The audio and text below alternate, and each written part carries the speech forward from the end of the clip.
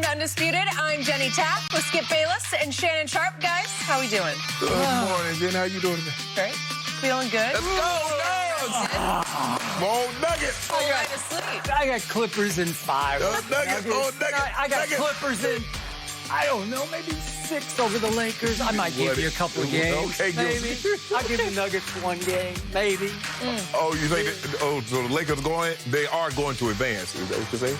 I think so in 7 over the Rockets, so we'll talk about that. Yeah. Here we go. The confidence from both sides of the table this morning. I can feel it from over here. All right, we got a packed show. Let's get to what we saw last night. The Jazz-Nuggets series has been really one of the highlights of the playoffs so far, so it's only fitting that Game 7 came down to the last second. Down 2 with under 10 seconds left, Donovan Mitchell had a costly turnover after a missed layup by Denver. Utah still had one chance to quickly advance the ball and get a three-point attempt off, but Mike Conley's shot went in and out, and the Nuggets held on to win and advance. So, Shannon, any issues with the way the last sequence unfolded there? I don't, because Donovan Mitchell had an opportunity to skip to possibly, put him ahead.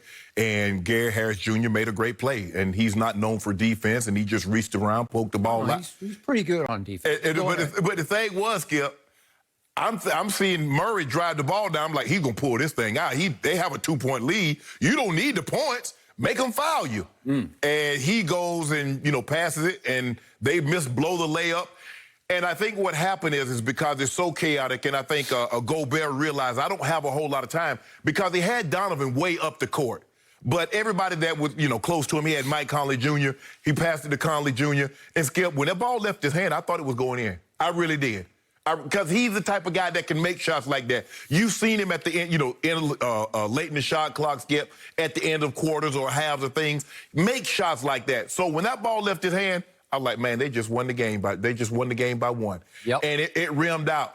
I didn't think the game was going to end the way it did, Skip, considering how it started the first half. I'm like, man, this is very anticlimactic. I'd say. This is terrible. Yep. I mean, I'm looking at it going 50-36 at the half. Yep. And I'm like, man, this is not what I thought, especially after the fireworks that we had gotten in games 4, 5, and 6. And I'm like, okay, this is the type of game it's going to be. But then, the game starts, and the Jazz couldn't buy a bucket. And I'm like, man, this is really not good. And then all of a sudden, late in the third, and in the fourth, it picks up, and then we got the ball game. The last 8-9 minutes that we expected throughout the entirety of the ball game. But, Skip, I don't have a problem with the way the game played out. Donovan had the ball in his hands. He got it poked away. And the next thing you know, they're coming back the other way. Denver, I don't know what they were thinking. I don't know why you would even attempt that. Pull that ball back out, Murray. Make them foul you. Go to the free throw line and make your 2 free throws and go up by 1. I know you say, well, I got a 3-on-1. Yep. But what happened, what could have happened, it happened, and it almost cost you the ball game. But I don't have any problem with the sequence of events. I just have a problem with the way Royce O'Neal and Joe Ingles played. Because the last 2 games, English had 12 points, and Royce O'Neal, I think, had like 10 or 11. You can't win like that when you got starters playing those kinds of minutes, Skip, putting up those kinds of numbers. But other than that, I don't have a problem with the way the game played out. I have one huge problem with the final sequence, and I'm about to get to that, but I'm going to step back and go big picture off last night. I want people to focus on the fact the final score was 80-79. Think about that. 78. 78. 80-78. In fact, I tweeted with 3 minutes left. I said the final score is going to be 80-79. That's why it stuck in my head, and I missed it by a point. And I thought it was going to be low scoring because, I'm not condemning because these are young players. Right. But there was a whole lot of choking going on out there. Was. There were a whole lot of tightening Game 7 throats going on.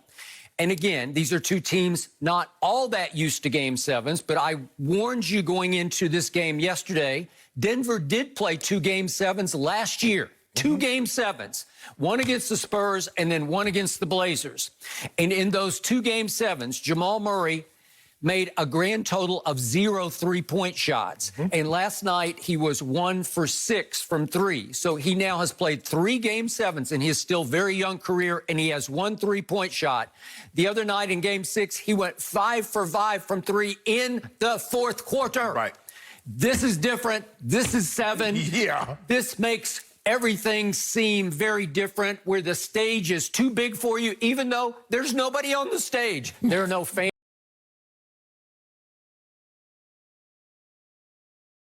Hands that you can really see. They're virtual, but you can't really see anybody. It's pretty quiet in that gym for the most part, and the stage was still too big for just about everybody on the floor except that big guy for Denver. Joker. The Joker has played pro basketball for a long time because he was playing pro basketball when he was 14 in Europe, and the stage was not too big for him.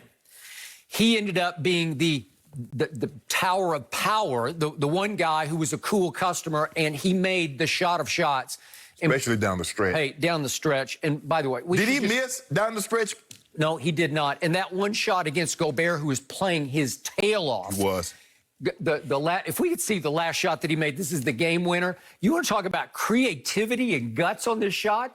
This is like a fall-away hook shot. Look at this. He just made it up on the fly, and he swished it, and that's the ball game. All right, that leads to the final. And by the way, just to sum this up, you realize Denver won this game while scoring a grand total of 30 points in the second half. Think about this. Everybody out there in TV land, think about this.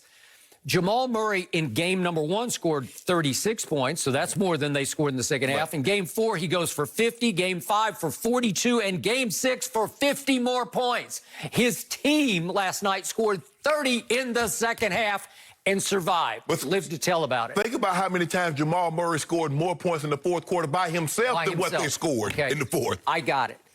Game 7 is different. It is. Okay, now I'm probably going to be over harsh, but I got some issues with the way the final sequence unfolded. Okay. My first issue is this. Donovan Mitchell drives it on Gary Harris, but they know he's going to drive it, so he's got all kinds of help behind him, so he can overplay him to the right hand and make him try to cut back to the left, and then there are all kinds of bodies coming. And Gary Harris made a nice play. He stayed with him, and he flicked it out of his hands from behind. Bang. And all of a sudden, Jamal's got the ball, and he's off to the races. Okay, so let me finish on your first point. I'm okay with you finishing that play 2-on-1 if you are dead sure you're going to get a dagger dunk. If you think it's a dagger dunk by Torrey Craig, if you can bounce pass for a dagger dunk shot, I'm good with it because now you're up 4 and it's game over, right? Torrey Craig blew the layup. So clearly it's an easy 20/20 hindsight where that's choke. It's just a choke. It's a game 7 blown layup. We get it. So obviously if Jamal had it to do over, he'd say, maybe I should just dribble the clock out because that's the safer play. But the dagger play, the go for the throat play is what he did as long as Torrey Craig can put the exclamation point on it. And instead of getting a wide open dunk, he tried to lay it off the glass and he laid it short and it trickled off the front to Rudy Gobert. And here we go up the court. Here's my bigger issue. I love Donovan Mitchell. I have defended him. I said he should have been the Rookie of the Year. You said Ben Simmons. I love his game. I love his mentality. I didn't love it in the fourth quarter last night because he ran from the ball too many times. He let little Mike Conley Jr. say, you don't want the ball? I guess I got to go. And Mike Conley Jr. went 1 for 7 in the fourth quarter. Is that good? No. No, it's not good. He went for 2 of 13 for the game. 2 of 13 for the game. Donovan, you took only 4 shots in the fourth quarter, and you did make one that was a big driving layup. That was a nice shot. But you should be shooting 7 or 8 times in the fourth quarter. And 2 off. I think he got gassed. I really do. He would just stand and look at Conley Jr. like, just go. Just do it. I mean, the first half, Skip, I mean, you watch it in the first half, and you're like, wow, where's that?